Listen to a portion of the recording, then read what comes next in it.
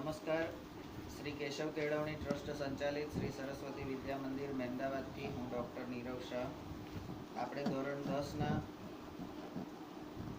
વર્ષ 19-20ના વિજ્ઞાન વિષયના પ્રકરણ 3 ધાતુ અને અધાતુનો અભ્યાસ કરીએ છીએ. ધાતુ અધાતુના પ્રકરણમાં ચોથો વિભાગ આપણો 3.4 ધાતુઓની પ્રાપ્તિ, occurrence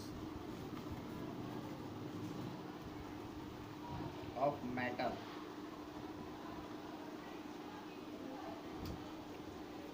occurrence of metal, ધાતુઓની પ્રાપ્તિ.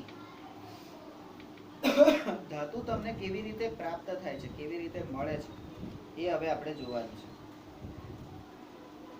પૃથ્વીનું ભૂપૃષ્ઠ, પૃથ્વીનું ભૂપૃષ્ઠ, ભૂ એટલે ભૂમિ અને પૃષ્ઠ એટલે પડ. ભૂ એટલે ભૂમિ અને પૃષ્ઠ એટલે પડ, એટલે ભૂમિનો પોપડો. બરાબર? પોપડો. તો પૃથ્વીનું ભૂપૃષ્ઠ એટલે કે પોપડો એ ધાતુઓનો મોટો સ્ત્રોત છે. નંબર 2, દરિયાનું પાણી. દરિયાનું પાણી એ પણ સોડિયમ ક્લોરાઇડ, મેગ્નેશિયમ ક્લોરાઇડ વગેરે જેવા દ્રાવ્ય ક્ષારો ધરાવે છે. જે તત્વો કે સંયોજનો પૃથ્વીના ભૂપૃષ્ઠમાંથી કુદરતી રીતે મળે છે તેને ખનિજો કહેવામાં આવે છે. બરાબર? તો અહીંયા ખનિજની વ્યાખ્યા.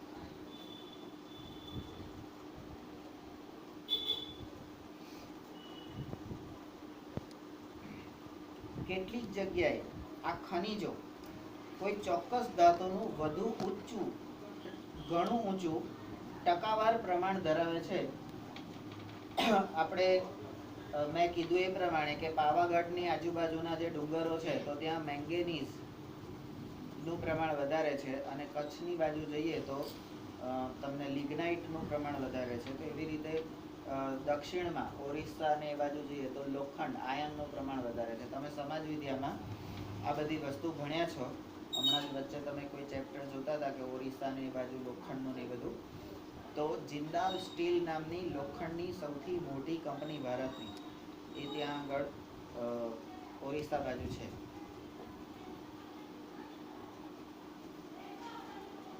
તો ખનિજોનું ચોક્કસ ધાતુનું ઘણું ઊંચું ટકાવાર પ્રમાણ એ ધરાવે છે, અને તેમાંથી આપણે ધાતુનું નિષ્કર્ષણ, એટલે ધાતુઓ કેવી રીતે પ્રાપ્ત થાય છે તો પદ્ધતિ ધાતુ નિષ્કર્ષણ.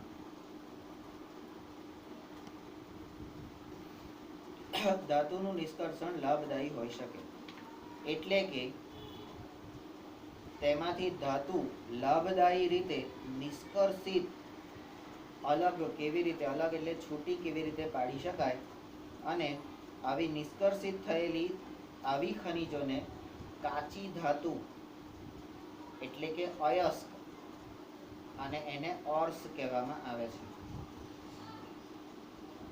બરાબર? તો અહીંયા કાચી ધાતુની વ્યાખ્યા. બરાબર? તો આ ફકરામાંથી આપણે ખનિજની વ્યાખ્યા, ધાતુ મેળવવાની પદ્ધતિ, ધાતુ નિષ્કર્ષણ, અને એ ધાતુના નિષ્કર્ષણથી આપણને જે ખનિજ મળે છે એને આપણે કાચી ધાતુ અથવા અયસ્ક અથવા તો ઓર્સ કહીએ છીએ. બરાબર? 3.4.1 ધાતુઓનું નિષ્કર્ષણ, એક્સ્ટ્રેક્શન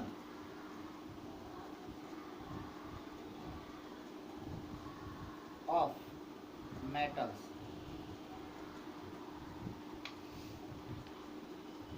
એક્સ્ટ્રેક્શન કોઈ વસ્તુમાંથી ખેંચીને બહાર કાઢી લેવું અથવા તો અલગ તારવવું. નિષ્કર્ષણ એટલે શું? અલગ તારવવું. કારણ કે તમને એવું કીધું કે આ સોનાના પર્વત છે, તો એની અંદરથી તમે ડાયરેક્ટ હાથ નાખો સોનું જ મળી જશે? ખોદકામ કરો તરત સોનું મળી જશે? એ સોનાની જોડે બીજા કેટલીય ધાતુ અશુદ્ધિ તરીકે રહેશે, તો એને અલગ કાઢવાનું, અલગ તારવવાનું. તો એ નિષ્કર્ષણ કહેવાય. તો અહીંયા એક્સ્ટ્રેક્શન એટલે સારી વસ્તુને એક્સ્ટ્રેક્ટ કરવી એટલે બહાર ખેંચી લેવી. બરાબર? તો અહીંયા પણ ધાતુ એ સારી જ વસ્તુ છે, એને આપણે એક્સ્ટ્રેક્ટ કરવી. તમે ધાતુઓની સક્રિયતા શ્રેણી વિશે શીખી ગયા છો. તે જાણતા હોવાથી તમે આસાનીથી સમજી શકશો. શું સમજી શકશો? કે કાચી ધાતુ એટલે કે અયસ્ક, એનાથી કેવી રીતે ધાતુ નિષ્કર્ષિત થાય છે. કેટલીક ધાતુઓ પૃથ્વીના ભૂપૃષ્ઠમાંથી મુક્ત અવસ્થામાં મળે છે. કેટલીક એવી હોય છે કે જે મુક્ત અવસ્થામાં મળે છે, એ મિશ્રણ કરેલી હોતી નથી. અને કેટલીક તેમના સંયોજનોના રૂપમાં મળે છે. કેટલીક કોઈને કોઈની જોડે જોડાયેલું સંયોજનના રૂપમાં મળે છે. હવે સક્રિયતા શ્રેણીમાં તળિયે રહેલી ધાતુ, સક્રિયતા શ્રેણીમાં જે તળિયે એટલે છે નીચે રહેલી જે ધાતુ હોય, એ ધાતુઓ સૌથી ઓછી સક્રિય હોય છે. બરાબર? આપણે મહેનતના પ્રમાણમાં આપણે જોયું હતું કે કોણ વધારે મહેનત કરે છે અને કોણ ઓછી મહેનત કરે છે, એના પરથી આપણે નક્કી કર્યું.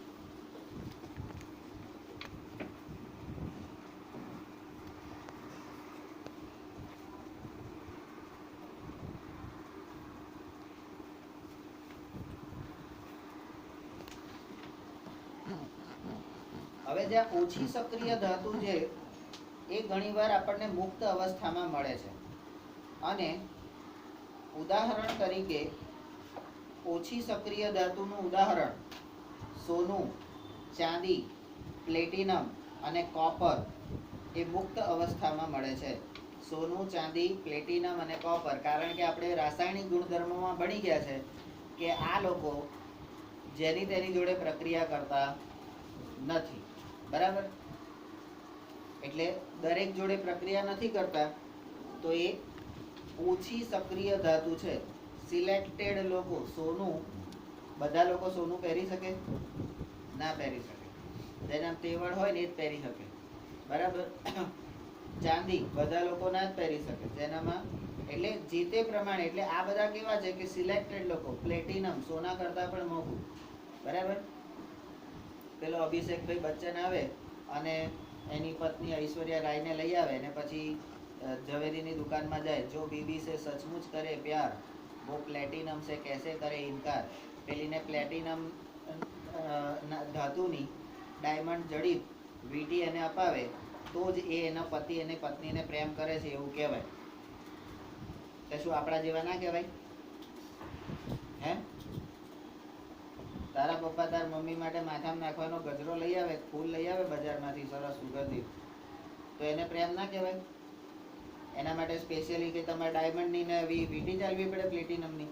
પણ ટીવીમાં બતાવે એટલે બીજા દિવસે સવારે ઘરમાં પહેલા તો પ્રેમથી તમને બધું, સવારે ચા, નાસ્તો, આ તે બધું તમને તરત ટાઈમે ટાઈમ મળી જાય. અને પછી કે ધીમે રહીને નજીક આવીને એમ કે એક વાત કહું. એટલે આપણે સમજી જવાનું કે ખીસું કાણું થવાનું.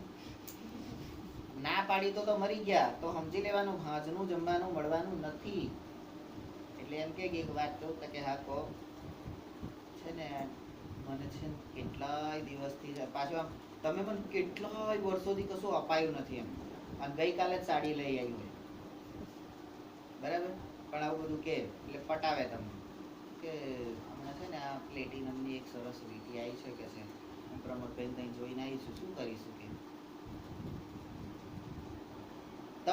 તમે કહેતા, આમ તો હું બુક કરાવવાની જ હતી, પણ તમે કહેતા હોય તો હું બુક કરાવું એમ બોલે આવું. આમ તો હું બુક કરાવવાની જ હતી, પણ તમે કહેતા હોય તો બુક કરાવું. તમને પૂછવા માટે રાખ્યું, કાંઈક તમે ના પાડો તો. એટલે તમે પ્રમોદભાઈને ફોન કરો કે ભાઈ પ્રમોદભાઈ, આ પ્લેટિનમની પેલી વીંટી છે ને એ બુક કરી દેજો. ભાભી 3 દિવસ પહેલા તો બુક કરીને ગયા છે કે. શું જક મારવા પૂછો છો? પણ આવું કરીને પટાવે તમને. અને પછી એમ પેલી ટીવીમાં જાહેરાત આવે, જો બીવી સે સચમુચ કરે પ્યાર. બાકીના બધા શું કરે? હે? એ નહીં કરતા એવું. તો આ બધી મુક્ત અવસ્થામાં મળે છે. અમે મણિપુર ગયા હતા. મણિપુરની અંદર એક પર્વત છે અને એ પર્વતમાં સોનું એ મુક્ત સ્વરૂપે આવી રીતે મળે છે. તમે ફરતા હોય ને તમને કંઈક દેખાય એટલે તમે લઈ લો. એ સોનાનો ટુકડો, કદાચ તમને કિલો સોનું હાથમાં આવે, ના હોય તો 100 ગ્રામ ના મળે. સારું, આપણે તો 100 ગ્રામ મળ્યું તો એ શું ખોટું છે? એ પર્વત ઉપર ચાલતા ચડવાનું હોય છે અને તમે ચડો એટલે તમને સોનું મળે ને મળે જ. અમારે એ જે પર્વત પર જવાનું હતું એ દિવસે ત્યાં આગળ પરફ્યુમ થઈ ગયો અને અમે નહોતા જઈ શક્યા. પણ ત્યાં આજની તારીખ આફ્રિકામાં પર્વત ઉપરથી જે ઝરણા વહેતા હોય એ ઝરણાના પાણીમાં આપણી ઘઉં ચારવાની ચાયણી લઈ અને બધા આદિવાસીઓ એટલે આફ્રિકાના જે બધા જંગલોના લોકો હોય ને, આવા બધા માજી રાણા ભીલ ને આ તે બધા, એ લોકો બધા ત્યાં બેઠા હોય ચાયણી લઈને. એમનું કામ શું? સવારથી સાંજ સુધી ત્યાં ચાયણી લઈને બેસવાનું. બાજુમાં એક ડીશ જેવું હોય, અહીંથી આમ સોનું એટલે પેલું ઉપરથી આમ સોનું આમ પાણીમાં આવે, તમારે ગાડીને બાજુમાં ગાડી બાજુ ભરી દેવાનું. અને એ સોનું હું આપણા વેપારીઓ એટલે દુનિયાના જે બિઝનેસમેનોના જે દલાલો હોય એ પેલો સવારથી હાથ સુધી ભેગું કરીને સોનું ભેગું કરે છે. હે, થાળ ભરીને સોનું એને ભેગું કર્યું હોય, બરાબર. પેલો એને કેટલા રૂપિયા આપીને લઈ જાય ખબર? 100 કે 200 રૂપિયા આપે. 100 કે 200 રૂપિયા આપીને થાળ ભરેલું સોનું લઈ દે અને પછી એ 200 રૂપિયાના સોનાનો તમારી પાસે કરોડો રૂપિયા કમાય. બરાબર. આજની તારીખમાં એમેઝોનના જંગલોમાં અને આફ્રિકાના પર્વતીય પ્રદેશોમાં આ બધી વસ્તુ છે જ, કુદરતી સંપત્તિ. બરાબર. આપણા ભારતમાં પણ છે, પણ આપણે ત્યાં સુધી જતા નથી. ખૂબ દાડો ટાઈમ મળે તો જઈ આવવાનું. અહીંથી 3200 કિલોમીટર દૂર છે તો બાઇક લઈને હેડી પડવાનું. જવાય ને? ના જવાય? હા, ત્યાર પછી તો આ બધા અગત્યની ધાતુઓ છે અને દરેક જગ્યાએ મળતી નથી હોતી. અને કે ને અહીં હોય તો જ મળે, નહીં તો આખો પર્વત ફરીને આવો ને તોય કશું ના મળે. ઉડતા પેલા વાઘસી મળે, હે, પેલા ધોળા કાળા દીપડા મળે, બરાબર. અને એમાં આવા આદિવાસીઓ તીર મારે જુદા, તાકીને બેઠા તો ઉપર એમ. અને એક તો આપણને એમની ભાષા સમજણ ના પડે. આપણે ગયા હોય તો એક મિનિટ આપણે પાછા એને બોલાવીએ અહીંયા એટલે અહીંયા કહે ને એટલે એને એવું લાગે કે આ મને મારવા આવ્યો, સટાક લઈને માર દે. પેલો તમે શું બોલો? પછી પતી ગયું, કશું બોલવા જ ના દે. તો ઓછી સક્રિય ધાતુ મુક્ત સ્વરૂપે કુદરતમાં મળે છે ને ઉદાહરણ તરીકે સોનું, ચાંદી અને પ્લેટિનમ અને કોપર. હવે આ કોપર અને સિલ્વર જે છે તેની સલ્ફાઇડ અને ઓક્સાઇડ અયસ્ક એટલે કે કાચી ધાતુ સ્વરૂપે સંયોજિત અવસ્થામાં પણ મળે છે. કોપર સલ્ફાઇડ, સિલ્વર ઓક્સાઇડ આ બધા ભેગા પણ મળે છે.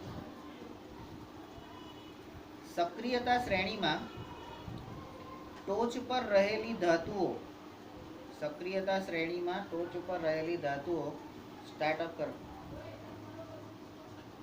કઈ છે? તો કે કે એટલે કલ્પના, Na કે એટલે કલ્પના, Na એટલે ના, Ca એટલે ચાર્ટર એકાઉન્ટન્ટ, Mg એટલે OMG ઓ માય ગોડ, અને Al એટલે અલા, એવું ને? તો આ K એટલે પોટેશિયમ. તો આ K એટલે કલ્પના નહીં, K એટલે પોટેશિયમ. હવે તમને એમ થાય કે સારું બોલાય પોટેશિયમ ને સંજ્ઞા એની K, કેવું સારું લાગે આ બધું, પણ આ તો એવું. તો K એટલે પોટેશિયમ, Na એટલે સોડિયમ, Ca એટલે કેલ્શિયમ, Mg એટલે મેગ્નેશિયમ અને Al એટલે એલ્યુમિનિયમ. આ એટલી હદે સક્રિય છે કે તે ક્યારેય કુદરતમાં મુક્ત તત્વો સ્વરૂપે મળતી નથી. આ બધી કોકને કોક સંયોજન સ્વરૂપે જ મળે છે. ક્યારેય મુક્ત સ્વરૂપે ના મળે. તમને એકલી અટુલી ક્યારેય જોવા ના મળે. તો આપણે માણસોમાં એવું જ હોય છે ને, જે મળતાવડો સ્વભાવ હોય, જેનો કોઈ પણ જગ્યાએ જઈને ભળી જાય એવો સ્વભાવ હોય, બરાબર, તો એવા માણસો ક્યારેય એકલા જોવા મળે. જ્યાં જાય ત્યાં ભાઈબંધો બનાવી દે, જ્યાં જાય ત્યાં પોતાના બનાવી દે, બરાબર. તો આ બધા પણ એવા છે, સક્રિય લોકો છે. આ પોટેશિયમ, સોડિયમ, કેલ્શિયમ, મેગ્નેશિયમ ને એલ્યુમિનિયમ સક્રિય લોકો છે, એટલે ક્યારેય એકલા મળતા નથી. હંમેશા જ્યાં જુઓ ત્યાં એની આજુબાજુ એના ભાઈબંધો, બેનપણીઓ હોય ને હોય.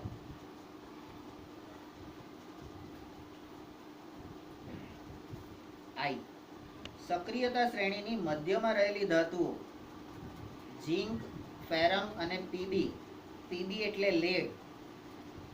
હવે બોલાય લેડ અને અહીંયા સંજ્ઞા છે એની પીબી. એ મધ્યમ સક્રિય છે. હવે આ મધ્યમ સક્રિય જે છે,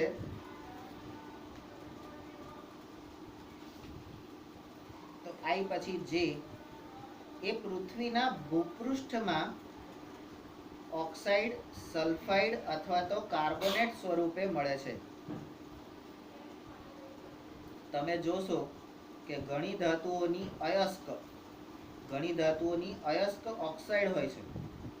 એની અયસ્ક એટલે કાચી ધાતુ, ધાતુની અયસ્ક એટલે કાચી ધાતુ, ઓક્સાઇડ હોય છે. આપણે બંને શબ્દો લખવાના, બરાબર, કે પછી એલ.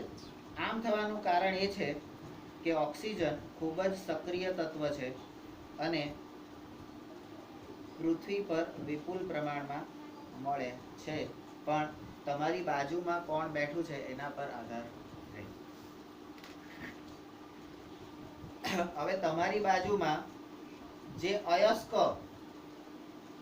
કોઈ ધાતુ એવી બેઠી હોય કે જે ઓક્સિજનને પોતાનામાં જ સમાઈ લે, બરાબર, અને એનો ઓક્સાઇડ બનાવ્યા જ કરે, બરાબર, તો ભલે વિપુલ પ્રમાણમાં હોય, તમને પૂરતો મળે નહીં, બરાબર. એટલે એ જરૂરી છે. તો અહીંયા તમે જુઓ HIJKLM, હવે N. આમ સક્રિયતાના આધારે ઓછી સક્રિય, મુક્ત અવસ્થા, વધુ સક્રિય, સંયોજન સ્વરૂપે, મધ્યમ સક્રિય તો કે ઓક્સાઇડ સ્વરૂપે, બરાબર. તો એ રીતે તમને મળે છે. હવે સક્રિયતાના આધારે આપણે ધાતુઓને નીચે દર્શાવેલા 3 પ્રકારમાં વર્ગીકૃત કરી શકીશું. આકૃતિ 3.9 જુઓ. અહીંયા પહેલું આપેલું છે નીચી સક્રિયતા ધરાવતા ધાતુઓ. નીચી સક્રિયતા, જેની સક્રિયતા બિલકુલ ઓછી છે, તો કોણ છે, બરાબર. પછી તો આ નીચે છે, સૌથી નીચે વાળી, બરાબર, જેની સક્રિયતા સૌથી નાની છે, ઓછી છે.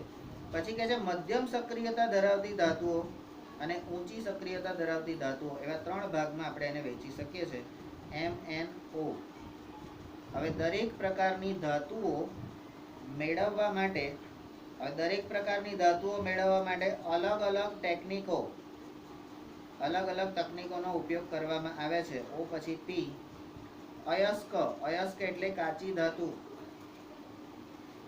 કાચી ધાતુમાંથી શુદ્ધ ધાતુઓના નિષ્કર્ષણમાં કેટલાક સોપાનો એટલે આપણે પગથિયા અથવા તો સ્ટેપ, એનો સમાવેશ કરવામાં આવેલો છે. P પછી Q. આ સોપાનોનો સારાંશ આકૃતિ 3.10 માં આપેલ છે. તો Q પછી R. નીચે દર્શાવેલ વિભાગોમાં દરેક સોપાનને વિસ્તૃત રીતે સમજાવેલા છે. અહીંયા તમને ધાતુઓની સક્રિયતા શ્રેણી અને સંબંધિત ધાતુ કર્મ વિધિ. તો આ વધુ સક્રિય ધાતુઓ છે. વધુ સક્રિય ધાતુ, એનું નિષ્કર્ષણ કોના દ્વારા થાય છે, તો કે પદ્ધતિ કઈ, વિદ્યુત વિભાજન. મધ્યમ સક્રિય ધાતુ, મધ્યમ સક્રિય, તો એનું કેવી રીતે થાય છે પદ્ધતિ? એનું નિષ્કર્ષણ કરવા માટે તો કે કાર્બનના ઉપયોગ દ્વારા એનું રિડક્શન કરી અને અલગ ધાતુ મેળવી શકાય છે. બરાબર. અને ઓછી સક્રિય તો એ મૂળ અવસ્થામાં જ પ્રાપ્ત થઈ જાય છે. અને આ એયુ એટલે ઓરમ, એયુ એટલે ઓરમ અને ઓરમ એટલે સોનું. આ એજી એટલે સિલ્વર, એજી એટલે સિલ્વર. બરાબર. હવે તમે તમારા ઘરવાળાને શું કહો છો? એજી સાંભળો છો? એટલે એજી એટલે શું? તો કે સિલ્વર સાંભળો છો? તો અત્યારના મોડર્ન છોકરાઓ તો એમ કે સિલ્વર તો હમણાં જ પતી ગઈ. એટલે સિલ્વર પેલી ખાવાની સોપારી ને વડિયારીનું પેકેટ આવે છે ને, 5 જેવું. હા, શું છે? પછી કે સીયુ કોણ છે? કે બાય બાય ટાટા સીયુ. હે? તો કે કોપર છે. આ પીબી કોણ છે? તો કે લેડ છે. એફઈ કોણ છે? તો કે આયન છે. અને આયન કોણ છે? તો કે લોખંડ છે. ઝેડએન કોણ છે? તો કે જસત છે. અને જસત કોણ છે? તો કે ઝિંક છે. એલ કોણ છે? તો કે એલ્યુમિનિયમ છે.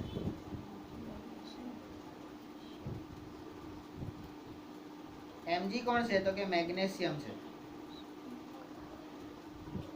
સીએ કોણ છે? તો કે કેલ્શિયમ છે. બોલો.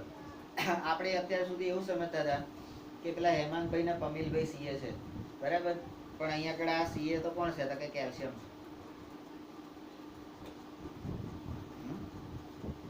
બરાબર. અને એને કોણ છે? સોડિયમ. બોલો. આપણે એને એટલે ના સમજતા હતા અને આ તો સોડિયમ નીકળ્યું. હવે આ કે કોણ છે? તો કે કલ્પના સમજતા હતા પણ હારો કોણ નીકળ્યો? પોટેશિયમ. બરાબર. કેમ આ બધું લખવાનું? તમને નવનીતમાં આપેલું જ હશે, આ બધું આપેલું જ હશે, પણ તમારા ધ્યાનમાં નજરે ચડતું હતું નથી અને એટલા માટે અમારે આ બધું કરવું પડે. હવે આપણે જે કોષ્ટક આકૃતિ 3.10 જે આપણે જોવાની છે, કાચી ધાતુ એટલે અયસ્ક, કાચી ધાતુ અયસ્ક, એના વિશે ભણવાનું છે. તો અયસ્કનું સંકેન્દ્રણ, કાચી ધાતુમાંથી તમારે શુદ્ધ ધાતુ એટલે કાચી ધાતુમાંથી તમારે ધાતુનું શુદ્ધિકરણ એટલે શુદ્ધ ધાતુ, અયસ્કમાંથી ધાતુઓના નિષ્કર્ષણમાં સમાવિષ્ટ સોપાન, સોપાન એટલે પગથિયા. બરાબર. અહીંથી અહીં સુધી પહોંચવામાં તમારે કેટલું બધું કરવું પડે છે જુઓ. તો અયસ્કનું સંકેન્દ્રીકરણ કરવું પડે એટલે જે કાચી ધાતુનું સંકેન્દ્રીકરણ એટલે એને ભેગી કરવી પડે. સંકેન્દ્રીકરણ એટલે શું? ભેગી કરવી પડે. ભેગી કર્યા પછી શું કરવાનું? તો કે હવે એનું વિભાજન કરવાનું. તો કે ઊંચી સક્રિયતા ધરાવતી ધાતુઓ, મધ્યમ સક્રિયતા ધરાવતી ધાતુઓ અને નીચી સક્રિયતા ધરાવતી ધાતુ એમ 3 વિભાગમાં. એટલે આ વિભાજન કોના આધારે કર્યું? તો કે સક્રિયતાના આધારે.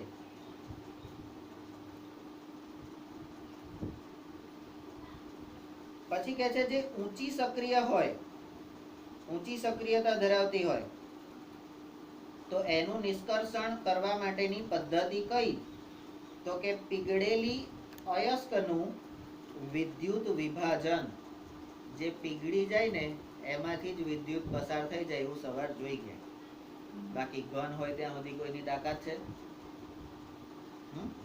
તો પીગળેલી ધાતુનું એટલે ઓછી સક્રિય ધાતુમાંથી શુદ્ધ ધાતુ મેળવવાની પદ્ધતિ તો વિદ્યુત વિભાજન. મિનિટ 24. તો કાચી ધાતુમાંથી ઊંચી સક્રિય ધાતુ જે હોય એને અલગ કરી અને એનું વિદ્યુત વિભાજનથી શુદ્ધ ધાતુ મેળવી શકાય છે. મધ્યમ સક્રિયતા ધરાવતી ધાતુનું બે પ્રમાણે કરાય છે. એનું ફરી પાછું બે ભાગમાં વર્ગીકરણ કરાય છે. મધ્યમ સક્રિય ધાતુ એમાં કાર્બોનેટ અયસ્ક એટલે કાર્બોનેટ વાળી અયસ્ક કાચી ધાતુ અને સલ્ફાઇડ વાળી કાચી ધાતુ. હવે જે કાર્બોનેટ વાળી કાચી ધાતુ છે, કાર્બોનેટ વાળી કાચી ધાતુ એનું કેલ્સિનેશન પદ્ધતિથી શુદ્ધિકરણ કરવામાં આવે છે અને સલ્ફાઇડ વાળી જે કાચી ધાતુ છે એનું ભુંજન પદ્ધતિ, આ કેલ્સિનેશન ભુંજન આ બધી પદ્ધતિ ગયા વર્ષની ચોપડીમાં આપેલું છે. તમારી નવનીતમાં પણ કદાચ આપેલું હશે. અહીંયા આગળ તમારે ભણવાનું આવે જ છે કેવી રીતે શું કરવાનું, પણ તમારે પદ્ધતિનું નામ જ છે, એ પદ્ધતિમાં શું કરવાનું એ તમારે આવતું નથી. બરાબર, કદાચ આવે છે આ રહ્યું શુદ્ધિકરણ છે ને વિદ્યુત વિભાજીય અને બરાબર જોઈએ છે. નહીં હોય તો આગલી એમાં જોઈ લઈશું. હવે આ કાર્બોનેટ વાળી જે ધાતુ એનું કેલ્સિનેશન થી એને ધાતુના ઓક્સાઇડમાં રૂપાંતર કરવામાં આવે છે. એવી રીતે સલ્ફાઇડ વાળીને ભુંજનથી એને પણ ધાતુના ઓક્સાઇડમાં રૂપાંતર કરી દેવામાં આવે છે. હવે પછી આ ધાતુના ઓક્સાઇડ જે છે એની પાછી રિડક્શન દ્વારા, કાર્બન દ્વારા રિડક્શન કરી અને શુદ્ધ ધાતુ મેળવી શકાય છે. એટલે મધ્યમ સક્રિય ધાતુ છે એમાં બે પદ્ધતિ વચ્ચે બે સ્ટેપ આવે છે અને પછી તમે એને શુદ્ધ બનાવી શકો છો. બરાબર. હવે નીચી સક્રિયતા ધરાવતી ધાતુઓ એમાં સલ્ફાઇડની કાચી ધાતુ હોય છે. તો સલ્ફાઇડની ધાતુની પદ્ધતિ કઈ તો કે ભુંજન. બરાબર. અને એમાંથી તમને ધાતુ મળે એટલે ભુંજન પછી શું મળે તો કે ધાતુ ઓક્સાઇડ, ધાતુ ઓક્સાઇડ અને ધાતુ ઓક્સાઇડની રિડક્શન પદ્ધતિ. બરાબર. પદ્ધતિ કઈ આવશે અહીંયા રિડક્શન, રિડક્શન પદ્ધતિથી એનું શુદ્ધિકરણ કરવામાં આવે છે. બરાબર. તો આ રીતે એનો ચાર્ટ, એટલે આપણે જે આ ઉપર ફકરો હતો અહીંયા ચાર્ટમાં એનું ઉદાહરણોમાં જે આપણે આ 1 2 ને 3 જે પ્રકાર હતા, આના ઉદાહરણ, આના ઉદાહરણ અને આના ઉદાહરણ, એ રીતે તમે લખી શકો. બરાબર. ત્યાર પછી તમારો પોઈન્ટ છે 3.4.2 અયસ્કોની સમૃદ્ધિ. અયસ્કો એટલે કાચી ધાતુ. કાચી ધાતુની સમૃદ્ધિ એટલે ધનિકતા. કાચી ધાતુ કેટલી પૈસાદાર હોય છે? ત્યાં શું શુદ્ધ ધાતુ પૈસાદાર નહીં હોતી? તો enrichment of ores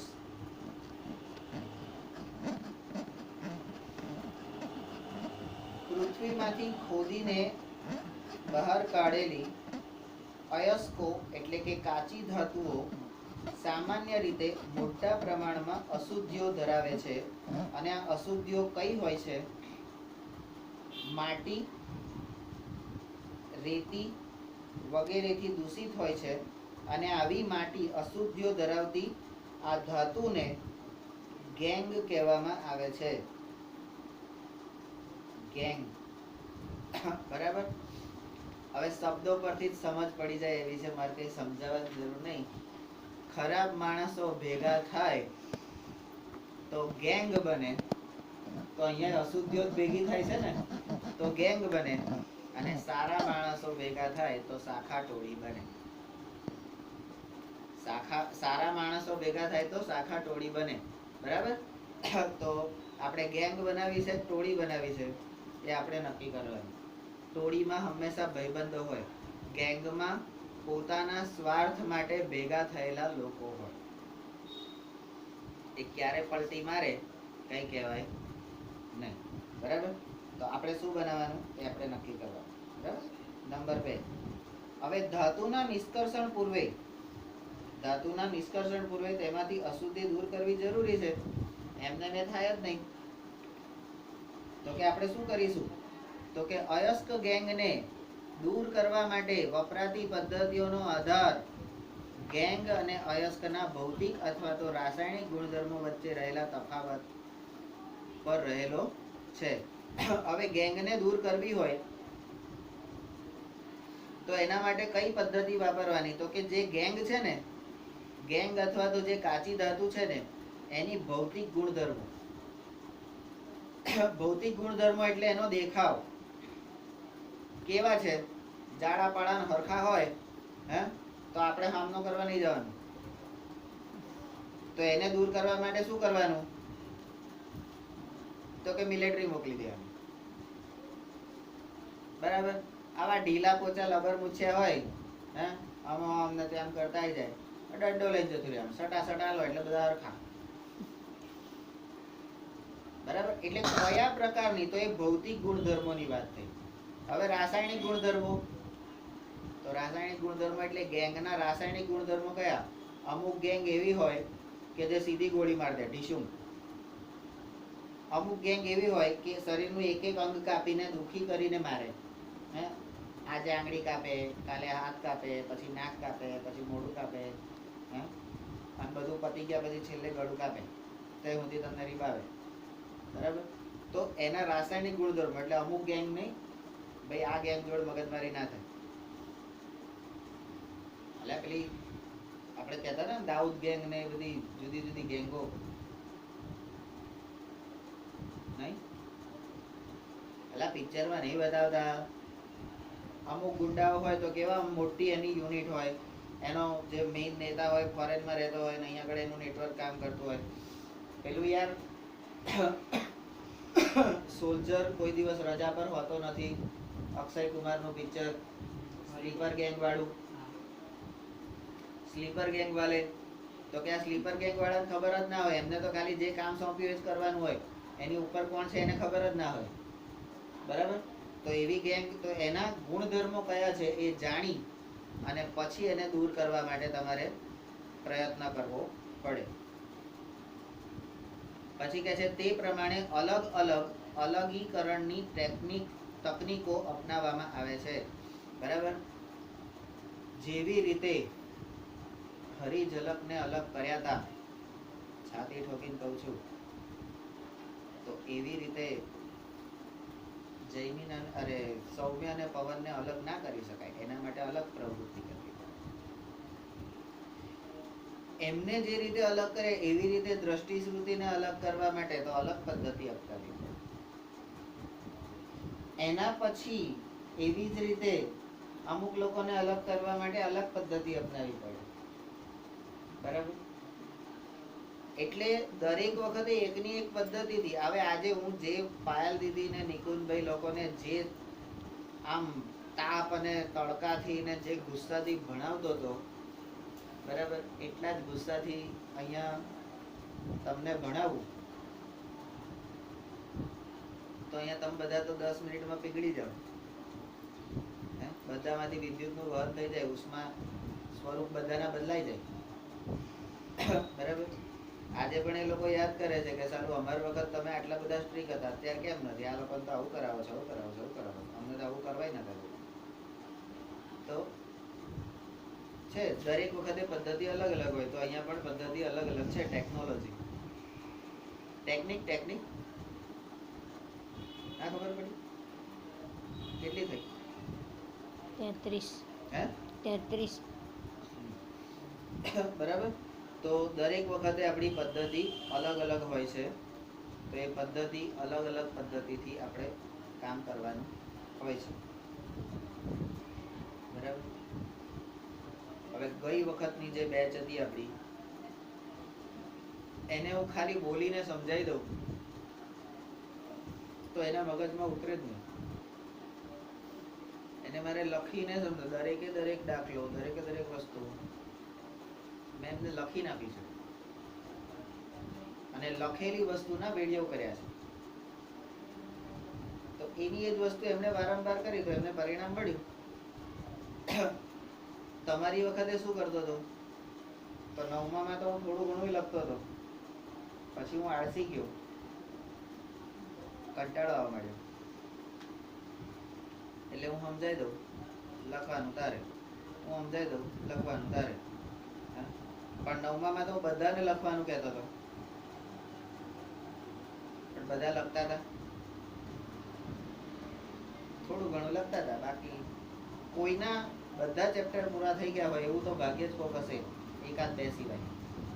બાકી બધાના બાકી જ હશે. આજની તારીખમાં હું મટીરિયલ જોઉં તો અભી હાલ ખબર પડી જાય. એના કરતાં તમે દિલથી કહી દો કે હા આવું હતું, બરાબર. પણ આ વખતે મેં પદ્ધતિ બદલી નાખી. કેમ કે જો હું તમને તમારી બુદ્ધિનું લેવલ જે છે એ પ્રમાણે જો તમે મટીરિયલ બનાવવા જશો તો તમે કદાચ 12 મહિને નહીં બનાવી રહો. એના કરતાં ભાઈ તું બનાવી, કોપી કરીને આપી દો. આ જ રીતે ભણવાનું છે, વાત પૂરી. તમારે આ જ કરવાનું છે, બીજી મગજમારી નહીં, બીજું દોડાવવાનું નહીં. આ જે કીધું છે એ પ્રમાણે કરવાનું. એની એ રીતે 10 વખત કરો, આવડી તો ટેકનિક પદ્ધતિ બદલાઈ ગઈ. અને પેલા લોકોને હું ખાલી આમ વાંચી જાઉં, એ લોકો રેકોર્ડ કરી લે, બરાબર. હું જે બોલ્યો હોઉં, સમજાયું હોય એનું કોઈ રેકોર્ડિંગ પહેલી બેચમાં નહોતું. હું જે બોલ્યો હોય એ એમને યાદ રાખવા. અને એકનો એક આખો કોર્સ વર્ષમાં 3 થી 4 વાર આખો કોર્સ મેં પતાવ્યો છે બેચમાં. પણ પલાઠીવાડીના બેઠા ને, કારણ કે ત્યારે તો આવી બધી ફેસિલિટી નથી. ત્યારે અમે પલાઠીવાડીને બેસીએ એટલે 4 કલાક સુધી ઊભા નહીં થવાનું, ના આમ કરવા ના આમ કરવા, બરાબર. અહીં તો 10-10 મિનિટે પલળી જાય છે. તો ક્ષમતા હતી તો એ પ્રમાણે કામ કર્યું, પદ્ધતિ જુદી. પછી ક્ષમતા ઓછી છે, અત્યારે તમે બધા ઢીલીદાર ના છો, બરાબર. આપણે ઢીલું મૂક્યું, પદ્ધતિ અલગ. હરિદીદી લોકોની વખતે મને આગળનું જે આખા 2 ખેતરો છે એ 2 ખેતરોના બધા ગાડા બાવળ, બરાબર. એ લોકોએ 2 દિવસમાં કાપી, કુહાડી ધારિયા વડે કાપી, ચોખ્ખા કરી, એના પેલા જયડા વેડા બધું એ કરી, લાકડાને પેલું અલગ કરી અને આખું કમ્પ્લીટ મેદાન કરી નાખ્યું હતું 2 દિવસમાં. એ છોકરાઓએ ત્યાંથી અહીંયા બપોરે આવે ને તો એમના કપડાં, એમની હાલત જોયો તમને એવું થાય કે તોય ત્યાંથી આવ્યા પછી આરામ નહીં કરવાનું, કારણ કે એ વખતે આરામની સિસ્ટમ નથી. છેલ્લો મહિનો કદાચ આરામ કરાવતો તો, બાકી આરામની સિસ્ટમ જ નથી. આવીને પાછું ભણવાનું. અને જો જોકું માર્યું ને તો લાલ થઈ જાય. એવી તકલીફમાં ભણેલા છે, બરાબર. પેલા સૌમ્યભાઈ આજની તારીખમાં ઝેર આવે, આ લોકોને તો 1.5-2 કલાક ઊંઘાડે છે. અમને તો 30 મિનિટ એટલે 30 મિનિટ. અને હમણાં હું તમને 30 મિનિટમાં ઉઠાડી દઉં તો હજી તો આંખો બંધ નહીં કરી એ પહેલા તો ઊભા કરી દે છે. અને આમાંથી 10 માંથી 6 તો બીમાર થઈ જાય બીજા દિવસે. આવી પોઝિશન આવે, બરાબર. તો આવું નહીં કરવું આપણે. એટલે જે ગેંગને જેવી રીતે અલગ કરી શકાતી હોય એવી રીતે અલગ કરવાની ટૂંકમાં. અને ગેંગ એટલે અશુદ્ધિ, એ તો તમને ખબર જ છે.